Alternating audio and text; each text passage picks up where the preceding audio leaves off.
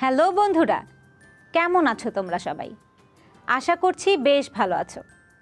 আমি অনিন্দিতা মৌ, তোমাদের সবাইকে স্বাগত জানাই GoG8-এ।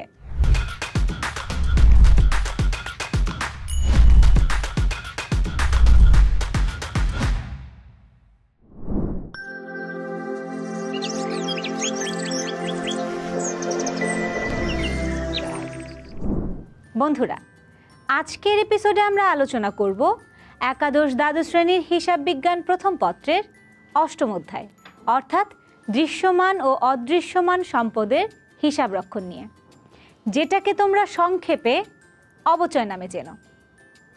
তোমাদের নিশ্চয়ই মনে আছে, গত এপিসোডে আমি এই অধ্যায়ের অবচয় নির্ণয়ের বেশ কিছু গুরুত্বপূর্ণ সূত্র এবং তার প্রয়োগ নিয়ে আলোচনা করেছিলাম। আর আজকের এপিসোডে আমরা এই অধ্যায়ের প্রয়োজনীয় জাবেদা দাখিলা নিয়ে আলোচনা করব, যেটা সাধারণত সৃজনশীল প্রশ্নের খ নংয়ে এসে থাকে। আর দেরি না করে চলো শুরু করা যাক। বন্ধুরা, এই অধ্যায়ের সৃজনশীল প্রশ্নের খ নংয়ে যেই জাবেদা এসে থাকে, সেই জাবেদার উত্তর জানার জন্য তোমাদেরকে 4টি জাবেদা শিখতে হবে। এই 4টি জাবেদার মধ্যে 3টি জাবেদা তোমরা কিন্তু আগে থেকেই পারো, আর বাকি একটি জাবেদা আমি তোমাদেরকে খুব সহজে বুঝিয়ে দেওয়ার চেষ্টা করব। বন্ধুরা, আমি যে 4টি জাবেদা নিয়ে আলোচনা করব সেগুলো হচ্ছে সম্পদ ক্রয়ের জন্য জাবেদা, সেই সম্পদের অবচয়ের জন্য জাবেদা, অবচয় হিসাব বন্ধের জন্য জাবেদা এবং সম্পদ লাভে বা ক্ষতিতে বিক্রয়ের জন্য জাবেদা। এপিসোডের শুরুতেই আমি প্রথম জাবেদা অর্থাৎ সম্পদ ক্রয়ের জাবেদা নিয়ে আলোচনা করব। সম্পদ ক্রয়ের জাবেদা তোমরা বেশ ভালো মতোই জানো। জাবেদাটা তাহলে কি হবে? জাবেদাটা হচ্ছে সম্পদ হিসাব ডেবিট আর নগদান বা ব্যাংক হিসাব বা প্রদেয় হিসাব ক্রেডিট। এখন এই জাবেদায় সম্পদের পরিবর্তে তোমরা সম্পদের নাম লিখবে। যেমন ধরো, আসবাবপত্র ক্রয় 90,000 টাকা, তোমরা লিখবে আসবাবপত্র হিসাব ডেবিট 90,000 টাকা, অন্যদিকে নগদান হিসাব ক্রেডিট 90,000 টাকা। এখানে আরেকটা বিষয় তোমাদেরকে জানিয়ে রাখতে চাই, যদি সম্পদ বাকিতে ক্রয় করে তাহলে ক্রেডিটে নগদ হিসাবের পরিবর্তে প্রদেয় হিসাব লিখবে, আর চেকে ক্রয় করলে ব্যাংক হিসাব লিখবে। এটা নিশ্চয়ই বেশ তোমরা ভালো মতোই জানো। তো বন্ধুরা, এবার আমরা দ্বিতীয় জাবেদা অর্থাৎ সম্পদের অবচয়ের জাবেদা সম্পর্কে জেনে নিব। অবচয়ের জাবেদাটাও তোমরা আগে থেকেই কিন্তু জানো। জাবেদাটা তাহলে কি হবে? অবচয় এক ধরনের ব্যয়, তাই অবচয় হিসাব ডেবিট আর পুঞ্জীভূত অবচয় হিসাব হবে ক্রেডিট। কি এবার মনে পড়েছে? ঠিক আছে, এবার আমরা তৃতীয় জাবেদাটি সম্পর্কে জেনে নিব। আমাদের তৃতীয় জাবেদাটা হচ্ছে অবচয় হিসাব বন্ধের জন্য জাবেদা। তোমরা জানো, কোনো হিসাব বন্ধ করার জন্য সেই হিসাব যেই পাশে থাকে তার বিপরীত পাশে সেই হিসাবকে লিখে ফেলতে হয়। আর তোমরা এটাও জানো, অবচয় হিসাব সাধারণত ডেবিট হয়, তাই অবচয় হিসাবকে বন্ধ করার জন্য আমরা অবচয় হিসাবকে ক্রেডিট করব। তাহলে ডেবিটে কি হবে? আয় সারাংশ হিসাব, কারণ খরচ, আয় বা ক্ষতিগুলো সাধারণত আয় সারাংশ হিসাবে সম্পর্কিত। তাহলে বন্ধুরা, অবচয় হিসাব বন্ধের জন্য আমরা কোন জাবেদাটা দিব? আয় সারাংশ হিসাব ডেবিট আর অবচয় হিসাব ক্রেডিট। কি মনে থাকবে তো? বন্ধুরা, আমরা এই অধ্যায়ের মূল 3টি জাবেদা কিন্তু শিখে ফেলেছি। এবার আমরা সম্পদ বিক্রয়ের জন্য যে জাবেদাটি ছিল অর্থাৎ সম্পদ বিক্রয়ের সম্পর্কিত জাবেদা, সেই সম্পর্কে জেনে নিব। আর এই জাবেদা তখনই হবে যখন প্রশ্নে সম্পদ বিক্রয়ের কথা উল্লেখ থাকবে। বন্ধুরা, তবে মনে রাখবে, সম্পদ বিক্রয়ের সময় পুঞ্জীভূত অবচয় হিসাবকেও বন্ধ করে দিতে হয়। এর জন্য পুঞ্জীভূত অবচয় হিসাব, যেটা আগে ক্রেডিট ছিল, সেটাকে ডেবিটে দেখাতে হয়। তাহলে আমাকে বলো তো, সম্পদ বিক্রয়ের মূল জাবেদাটা কি হবে?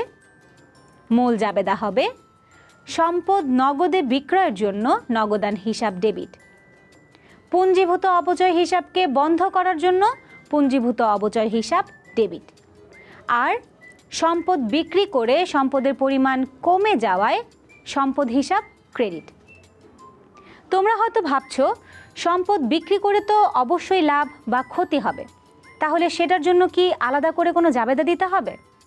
না বন্ধুরা, সেটার জন্য আলাদা কোনো জাবেদা দিতে হবে না। তোমাদেরকে আগের জাবেদাতেই একটা লাইনেই লিখতে হবে। যদি সম্পদ বিক্রয় করে লাভ হয় তাহলে লাভকে ক্রেডিট করতে হবে সম্পদের লাভ হিসাব নাম দিয়ে, কারণ আয় বা লাভ সব সময় ক্রেডিট হয়। অন্যদিকে যদি সম্পদ বিক্রয় করে ক্ষতি হয় তাহলে ক্ষতিকে ডেবিট করতে হবে সম্পদের ক্ষতি হিসাব নাম দিয়ে, কারণ খরচ বা ক্ষতি সব সময় ডেবিট হয়। চলো বন্ধুরা, একটি উদাহরণের মাধ্যমে এই পুরো ব্যাপারটাকে আমি তোমাদের কাছে আরও ভালোভাবে বুঝিয়ে দিচ্ছি। মনে করো একটি যন্ত্রপাতি ক্রয় করা হয়েছে 10 লক্ষ টাকায়, এর পুঞ্জীভূত অপচয় হচ্ছে 2 লক্ষ টাকা, কিন্তু এটা বিক্রয় করা হলো 9 লক্ষ টাকায়। এই যন্ত্রপাতি বিক্রয়ের জাবেদা দাখিলা প্রদান করতে হবে। তাহলে শুরুতেই আমাদেরকে যেটা করতে হবে সেটা হচ্ছে যন্ত্রপাতিটা বিক্রয়ের মাধ্যমে লাভ হয়েছে নাকি ক্ষতি হয়েছে তা খুঁজে বের করতে হবে। তোমাদের হয়তো প্রশ্ন দেখার সাথে সাথেই মনে হবে 10 লক্ষ টাকার যন্ত্রপাতি 9 লক্ষ টাকায় বিক্রি হয়েছে, খুব সহজেই বোঝা যাচ্ছে এখানে 1 লক্ষ টাকার ক্ষতি হয়েছে। কিন্তু বন্ধুরা, ভুলটা ঠিক এই জায়গাতেই হবে। যন্ত্রপাতি বিক্রয় করার জন্য সব সময় পুস্তক মূল্য বা বুক ভ্যালুতে বিক্রয় করতে হয়, আর সেই পুস্তক মূল্যের উপর যে কোনো স্থায়ী সম্পদের লাভ ক্ষতি কিন্তু নির্ভর করে। অনেকে আবার ভাবছো পুস্তক মূল্যটা আবার কি জিনিস? এবার মনোযোগ দিয়ে আমার কথা শোনো। পুস্তক মূল্য সম্পর্কে আমি কিন্তু তোমাদেরকে আগের এপিসোডেই বলেছিলাম। সম্পদের মোট মূল্য থেকে পুঞ্জীভূত অপচয় বাদ দিলে যা অবশিষ্ট থাকে তাকেই কিন্তু পুস্তক মূল্য বলে। যেমন দেখো, এখানে সম্পদের ক্রয় মূল্য 10 লক্ষ টাকা, তার থেকে পুঞ্জীভূত অপচয় 2 লক্ষ টাকা যদি আমরা বাদ দেই তাহলে পুস্তক মূল্য হবে 8 লক্ষ টাকা। এবার বন্ধুরা হিসাব করে দেখো, এই 8 লাখ টাকার সম্পদ 9 লাখ টাকায় যদি বিক্রি করা হয় তাহলে নিশ্চয়ই তোমরা বুঝতে পারছো এখানে 1 লাখ টাকা লাভ হয়েছে। আমাদের যন্ত্রপাতি বিক্রয় ও এই 1 লাখ টাকা লাভের জাবেদা দিতে হবে। জাবেদাটা তাহলে কি হবে? প্রথমত যন্ত্রপাতি বিক্রয়ের জাবেদা দিতে হবে। যন্ত্রপাতিটা কিন্তু আমরা 9 লাখ টাকায় বিক্রি করেছিলাম, তাই আমাদের হাতে নগদ টাকা এসেছে। তাইলে আমরা কি লিখব? তাহলে আমরা লিখব নগদান হিসাব ডেবিট 9 লক্ষ টাকা। এবার দেখো, পুঞ্জীভূত অপচয় ডেবিট হবে 2 লক্ষ টাকা। অন্যদিকে যন্ত্রপাতি বিক্রয়ের মাধ্যমে সম্পদের মোট মূল্য 10 লাখ টাকা কমে গিয়েছে, তাই যন্ত্রপাতি হিসাব ক্রেডিট 10 লক্ষ টাকা। আর সবার শেষে যেহেতু যন্ত্রপাতি বিক্রয়ের মাধ্যমে 1 লাখ টাকা লাভ হয়েছে, তাই এই লাভের জন্য লিখতে হবে যন্ত্রপাতির লাভ হিসাব ক্রেডিট 1 লক্ষ টাকা। এবার খেয়াল করে দেখো, ডেবিটে আছে 9 লাখ টাকা আর 2 লাখ টাকা, মোট কত হচ্ছে 11 লাখ টাকা। আর ক্রেডিটেও আছে 10 লাখ আর 1 লাখ, মোট 11 লাখ টাকা। বন্ধুরা, আমি তো তোমাদেরকে যন্ত্রপাতির মতো যে কোনো স্থায়ী সম্পদ বিক্রয়ের মাধ্যমে লাভ হলে কিভাবে স্থায়ী সম্পদ বিক্রয়ের ও লাভের জাবেদা দিতে হবে তা শিখিয়ে দিলাম। কিন্তু সম্পদ বিক্রির মাধ্যমে যদি কোনো কারণে ক্ষতি হয় তাহলে ক্ষতির কাজটা কিভাবে করতে হবে আমি আশা করি তোমরা সেটা পারবে। আর যেখানে যন্ত্রপাতির লাভ হিসাবকে ক্রেডিট করেছিলাম, সেখানে তোমাদেরকে যন্ত্রপাতির মতো যে কোনো স্থায়ী সম্পত্তির ক্ষতি হিসাবকে ডেবিট করতে হবে। আর কত টাকা ডেবিট করতে হবে তা নিশ্চয়ই তোমাদের মনে আছে।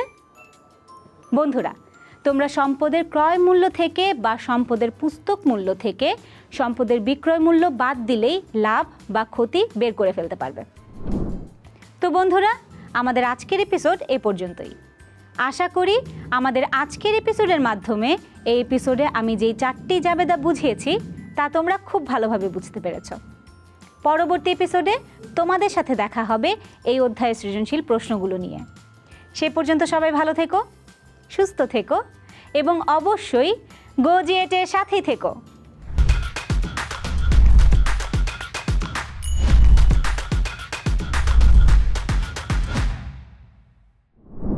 বন্ধুরা, আজকের এপিসোড থেকে আমরা যে গুরুত্বপূর্ণ বিষয়গুলো জানলাম, চলো সেগুলোর কিছু নোটস দেখে আসি।